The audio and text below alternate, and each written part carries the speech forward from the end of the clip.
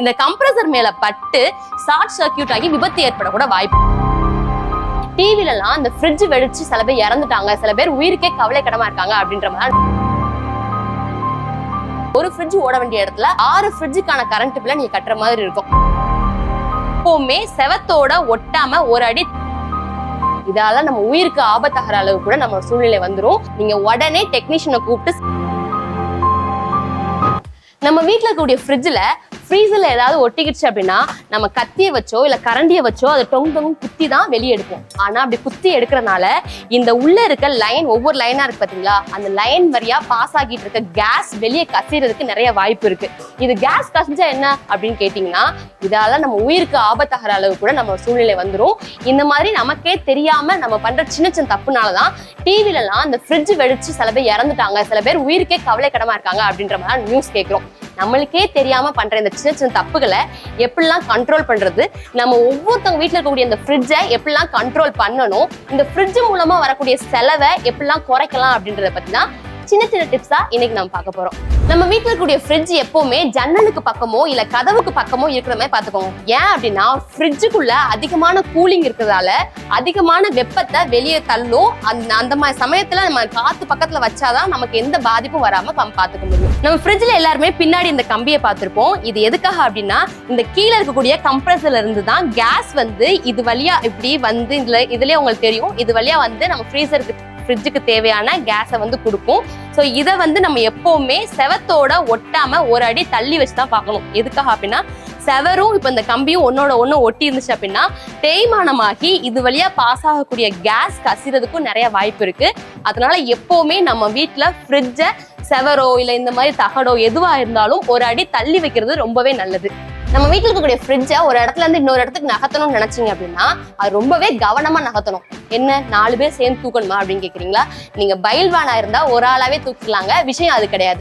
ஃப்ரிட்ஜை நகர்த்துறதுக்கு முன்னாடி ஸ்விட்சை ஆஃப் பண்ணிட்டு இந்த ஃப்ரிட்ஜை 10 இருந்து 20 நிமிஷத்துக்கு எந்த ஒரு டிஸ்டர்பன்ஸ் பண்ணாம அதுக்கப்புறமா நீங்க நகர்த்துனீங்க அப்படின்னா உங்களுக்கு உயிருக்கு ரொம்பவே நல்லது. எதுக்காக அப்படின்னா, நம்ம ஸ்விட்சை ஆஃப் பண்ணாலுமே கம்ப்ரஸர்ல இருந்து வரக்கூடிய கேஸ் பின்னாடி இருக்கக்கூடிய பைப்பு வழியா வந்துகிட்டே தான் இருக்கும்.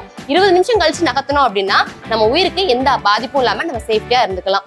அதே மாதிரி இப்போ ஒரு கடையில இருந்து நம்ம வாங்கிட்டு வந்தோம், ஃப்ரிட்ஜை வாங்கிட்டு வந்தோம் அப்படின்னாலோ இல்ல நம்ம வீடு மாத்தும் போது இந்த வீட்டுல இருந்து அடுத்த வீட்டுக்கு கொண்டு போறோம் அப்படின்னாலுமே ஒரு ½ an hour கழிச்சு நம்ம போய் அந்த வீட்டுக்கு இறக்குனதும் ½ an hour கழிச்சு பவர் சப்ளை கொடுத்தோம் அப்படின்னா நமக்கு ரொம்பவே நல்லது. ஏன் அப்படின்னா, காயில் நம்ம வண்டியில போயிருக்கும் போது காயில் ஃப்ரிட்ஜில் இருக்கக்கூடிய காயில் எல்லாமே அங்கங்க ஆடி இருந்திருக்கும். அந்த நேரத்துல நம்ம பவர் சப்ளை கொடுக்கும்போது ஃப்ரிட்ஜ் ஷார்ட் சர்க்கியூட் ஆக கூட நிறைய சான்சஸ் இருக்கு. நம்ம வீட்டு ஃப்ரிட்ஜுக்கு கீழே இதாங்க கம்ப்ரஸர். இந்த கம்ப்ரஸர்ல இருந்து தான் இந்த கேஸ் எல்லாமே ஃபார்வர்ட் ஆகி நம்ம ஃப்ரிட்ஜுக்கு தேவையான கேஸ் எல்லாமே போகும். இப்போ இந்த டப்பா இருக்கு பாத்தீங்களா, இங்கதான் வந்து தண்ணி வந்து நிறைய உள்ள இருக்கக்கூடிய வேஸ்ட் ஆகக்கூடிய தண்ணி எல்லாமே இங்கதான் வந்து சேவ் ஆகும். இந்த தண்ணி சில வீட்டுல நிறைய ரொம்பி கிடக்குற மாதிரி இருக்கும். அப்படி இருந்துச்சு அப்படின்னா இந்த கம்ப்ரஸர் மேல பட்டு ஷார்ட் சர்க்கியூட் ஆகி விபத்து ஏற்பட கூட வாய்ப்பு இருக்கு. அதனால இந்த நம்ம ஃப்ரிட்ஜை ஆஃப் பண்ணிட்டு இதுல தண்ணி நிறைய இருந்துச்சு அப்படின்னா இது கலட்டுற மாதிரி தான் இருக்கும். இதை கலட்டி நம்மளே ஊத்தி மறுபடியும் இதை ஃபிக்ஸ் பண்ணிக்கலாம். இல்ல உங்களுக்கு இதை கலட்ட பயமா இருந்துச்சு அப்படின்னா ஸ்பாஞ்சியோ இல்ல துணியோ ஏதோ வச்சு இது எல்லாத்தையுமே தண்ணியை பிழிஞ்சு வெளியே ஊத்திடலாம். இது எல்லாமே நம்ம பண்றதுக்கு முன்னாடி ஃப்ரிட்ஜை ஆஃப் பண்ணி வச்சிருக்கணுங்க. அதுல மட்டும் மறந்துடாதீங்க. முன்னாடி இருக்கக்கூடிய ஃப்ரிட்ஜ் எல்லாத்துலயுமே 134A அப்படின்னு சொல்லக்கூடிய கேஸ் தான் வந்துச்சு. ஆனா இந்த கேஸ் சுற்றுப்புற சூழலுக்கு ரொம்பவே பாதிப்பை ஏற்படுத்து அப்படின்றதுக்காக இப்போலாம் R600A அப்படின்ற கேஸ் தான் வருது. இந்த கேஸ் வந்து நம்ம வீட்டுல சிலிண்டர்ல இருக்கக்கூடிய LPG கேஸ் அளவுக்கு தீப்பற்ற அளவு வாய்ப்பு இருக்கான். அதனாலதான் ஃப்ரிட்ஜை சுத்தி வெப்ப பகுதி இல்லாம காத்தோட்டமான இடத்துல வைக்கணும் அப்படின்னு சொன்னேன். சரி, இப்ப நம்ம இந்த ஃப்ரிட்ஜ்ல இருந்து வெளியே வரக்கூடிய வெப்பத்தை நம்ம எப்படி கண்ட்ரோல் பண்றது அப்படின்னா, இந்த ஃப்ரிட்ஜ்ல எல்லாரோட ஃப்ரிட்ஜ்லயுமே இந்த கண்ட்ரோல் ஆப்ஷன்ஸ் இருக்கும். இந்த கண்ட்ரோல் ஆப்ஷன்ஸ்ல 1ல இருந்து 5 வரைக்கும் இருக்கும். சில வீட்டுல 1ல இருந்து 7 வரைக்கும் இருக்கும். அந்த மாதிரிலாம் இருக்கும். இப்ப இதுவே நம்மளுக்கு பனிக்காலம் குளிர்காலம் அப்படின்னா 1ல இருந்து 2 பாயிண்ட் வரைக்கும் வச்சுக்கோங்க. கோடைக்காலம் ரொம்பவே வெப்பம் அதிகமா இருக்கு அந்த மாதிரி சமயத்துல இந்த ஃப்ரிட்ஜ்ல நீங்க 3ல இருந்து 4 வரைக்கும் வச்சுக்கலாம். அப்போ அதுக்கு மேல போனீங்க அப்படின்னா வெளியே வந்து வெப்பம் அதிகமா நம்மளுக்கு கிடைக்கும். அப்ப எதுக்காக 7 பாயிண்ட் வரை கொடுத்துருக்காங்க, எதுக்காக 5 பாயிண்ட் வரை கொடுத்துருக்காங்க அப்படின்னு கேட்டீங்கன்னா, நம்ம கிட்ட இப்போ ஒரு பைக் இருக்கு, அது 150cc கொடுத்துருப்பாங்க. அதுக்காக நம்ம 150க்கு ஸ்பீட்ல போக மாட்டோம் இல்லையா? அதே மாதிரிதான் நம்மளோட உயிருக்கான சேஃப்டியா தான் 7 பாயிண்ட் வரைக்கும் பயன்படுத்தாம அந்தந்த காலத்துக்கு அதுக்கு ஏற்ற மாதிரி பயன்படுத்தணும் அப்படின்னா நமக்கு ரொம்ப சேஃப்டி. சில பேரோட ஃப்ரிட்ஜ்ல வந்து இந்தந்த பாயிண்ட்ல யூஸ் பண்ணா ரொம்ப நல்லது அப்படின்னு அவங்களே ஒரு கார்டு கொடுத்துருப்பாங்க, இல்லாட்டி இந்த இடத்துல எழுதி ஒட்டியிருப்பாங்க. அதுபடியும் அவங்க யூஸ் பண்ணிக்கலாம். நம்ம ஃப்ரிட்ஜ்ல இருக்கக்கூடிய கூலிங்க கண்ட்ரோலா வச்சுக்கிறதுக்கு தெர்மோஸ்டாட் கண்ட்ரோல் தான் ரொம்ப முக்கியமானது. இந்த தெர்மோஸ்டாட் கண்ட்ரோல் கரெக்டா இல்லாம இருந்துச்சு அப்படின்னா உங்க வீட்டுல ஒரு ஃப்ரிட்ஜ் ஓட வேண்டிய இடத்துல 6 ஃப்ரிட்ஜுக்கான கரண்ட் பில்ல நீங்க கட்டுற மாதிரி இருக்கும். ஐயோ, அப்ப அந்த தெர்மோஸ்டாட் எப்படி கரெக்டா இருக்கா இல்ல நம்ம செக் பண்றது அப்படின்னு நினைச்சீங்கன்னா, இந்த ஃப்ரிட்ஜ்ல ஃப்ரீசர்ல ஐஸ் கட்டி நிறைய இருக்கும்போது நம்ம டீஃப்ரோஸ்ட் பண்ணுவோம் இல்லையா, அந்த மாதிரி டீஃப்ரோஸ்ட் பண்ணிடுங்க. டீஃப்ரோஸ்ட் பண்ணினீங்க அப்படின்னா அந்த உள்ள இருக்கக்கூடிய ஐஸ் கட்டி எல்லாமே கரைஞ்சு தனியா போயிடுச்சு அப்படின்னா உங்க தெர்மோஸ்டாட் கண்ட்ரோலா இருக்குன்னு அர்த்தம். இல்ல அது ரொம்ப நேரம் ஆகியுமே ஐஸ் கட்டி அப்படியே தான் இருக்கு அப்படின்னு நினைச்சீங்கன்னா நீங்க உடனே டெக்னீஷியனை கூப்பிட்டு சரி பண்ணிடுங்க. இந்த மாதிரி டீஃப்ரோஸ்ட் பண்ணும்போது தண்ணி எல்லாம் வழிந்து சில பேருக்கு வீட்டுல விழுகிற மாதிரி இருக்கும், இந்த தர வழியா வர மாதிரி இருக்கும். ஏன் அதுக்கான காரணம் என்ன அப்படின்னா, இந்த ஃப்ரிட்ஜுக்கு கீழே தண்ணி போற இடத்துல ஏதாச்சும் நீங்க வச்சு ஒவ்வொன்றா ஃப்ரிட்ஜுக்குள்ள வச்சு அடுக்கும் போது அந்த இடத்துல ஏதாவது வச்சு மறைச்சிருப்பீங்க. அதனால அந்த தண்ணி எல்லாமே கீழே வழிஞ்சு வர்ற மாதிரி இருக்கும். அதை நம்ம கண்ட்ரோலா பாத்துக்கிட்டோம் அப்படின்னாலுமே இந்த ஃப்ரிட்ஜுக்கு நம்ம தனியா ஒரு டெக்னீஷியனை கூப்பிடாம நம்மளே இந்த பிரச்சனையை சரி பண்ணிக்கலாம். பொதுவாகவே நம்ம வீட்டுல கரண்ட் போனதுக்கு அப்புறம் ஒரு மெழுகுவத்தி ஏத்துவோம். மெழுகுவத்தி ஏத்தி ஏதாவது உயரமான பகுதியில வச்சோம் அப்படின்னா வெளிச்சம் நல்லா தெரியும் அப்படின்றதுக்காக இந்த ஃப்ரிட்ஜ் மேல வச்சுட்டு நம்ம அடுத்த வேலையை பார்க்க போயிருவோம். கரண்ட் வரல அப்படின்னா அப்படியே படுத்து தூங்கவும் செஞ்சிருவோம். ஆனா கரண்ட் வரலனோடனே இந்த மெழுகுவத்தி அப்படியே அணைஞ்சிராது. மெழுகுவத்தி எரிஞ்சு இந்த ஃப்ரிட்ஜ்ல வந்து ஓட்டையாகக்கூடிய வாய்ப்புகளா இருக்கு. அதனால ஃப்ரிட்ஜ் மேல எந்த மெழுகுவத்தியையும் 60 டிகிரி செல்சியஸ்க்கு மேல எந்த சூடான பொருளையுமே நம்ம வைக்கவே கூடாது.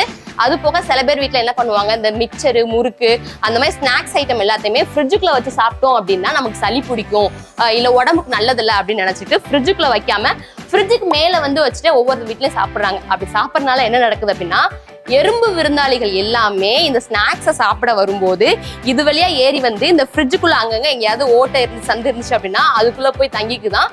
இந்த மாதிரி சில பிரச்சனைகள் அப்புறமா ஃப்ரிட்ஜ் ஓடல, லைட் ஏரியல அப்படின்ற மாதிரி பிரச்சனைகள்லாம் வரும்போது டெக்னீஷியன் வந்து பார்க்கும்போது இந்த மாதிரி எறும்புகள் தான் அதிகமா அடைச்சிருக்கு அப்படின்னு சொல்றாங்க.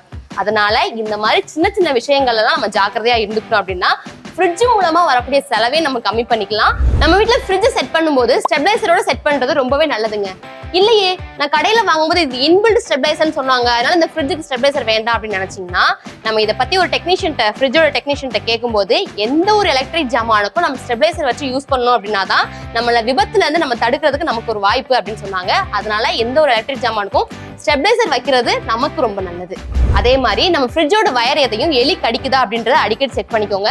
ஃப்ரிட்ஜுக்குள்ள கூலிங் கரெக்டா இருக்கா, கூலிங் அதிகமா இருக்கா, கம்ப்ரஸர்ல இருந்து வர சவுண்ட் வந்து அதிகமா கேக்குது அப்படின்னு உங்களுக்கு ஏதாவது பயம் இருந்துச்சு அப்படின்னா உடனே ஃப்ரிட்ஜோட டெக்னீஷியனை கால் பண்ணி நீங்க கூப்பிட்டு என்னன்னு உங்க சந்தேகத்தை கேட்டுக்கோங்க. நம்ம வெளியூருக்கு போறோம் அப்படின்னா இந்த ஃப்ரிட்ஜோட ஸ்விட்சை ஆஃப் பண்ணிட்டு பிளக்கை ரிமூவ் பண்ணி வச்சுட்டு போறது ரொம்பவே நல்லது. ஃப்ரிட்ஜ் வாங்கணும் அப்படின்றது நிறைய பேருக்கு நிறைய ஆசையா இருக்கலாம், கனவா இருக்கலாம். நம்ம வீட்டுல ஒரு ஃப்ரிட்ஜ் வந்துச்சுன்னா அவங்க சந்தோஷப்படலாம். அந்த ஃப்ரிட்ஜ் நம்ம குடும்பத்துக்கு ஏத்த மாதிரி, நம்ம வீட்டுல 4 பேர் இருக்காங்களா 8 பேர் இருக்காங்களா அதுக்குன்ற தேவைக்கு ஏத்த மாதிரி சின்ன ஃப்ரிட்ஜாவோ பெரிய ஃப்ரிட்ஜாவோ வாங்கிக்கணும்.